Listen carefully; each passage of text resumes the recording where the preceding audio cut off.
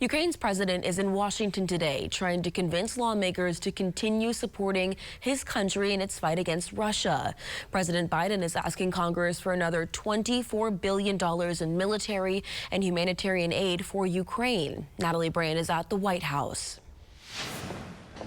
Ukraine's President Volodymyr Zelenskyy is making the rounds on Capitol Hill, lobbying for additional U.S. assistance to help fight Russia.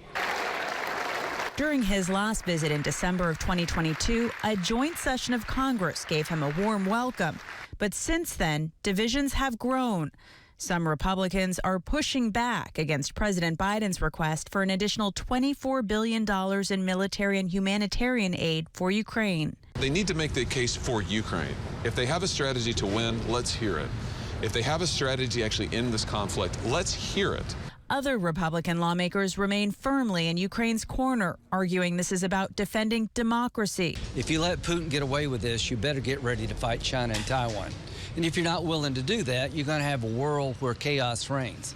President Biden will welcome Zelenskyy to the White House this afternoon. Aides say the face-to-face meeting is an opportunity for the president to get a battlefield perspective. Zelenskyy is also meeting with U.S. military leaders, his first visit to the Pentagon since the war in Ukraine began. The Biden administration says his trip to the U.S. comes at a critical time, given Russia's outreach to countries like North Korea and on the heels of new strikes in Ukraine overnight. Natalie Brand, CBS News, the White House.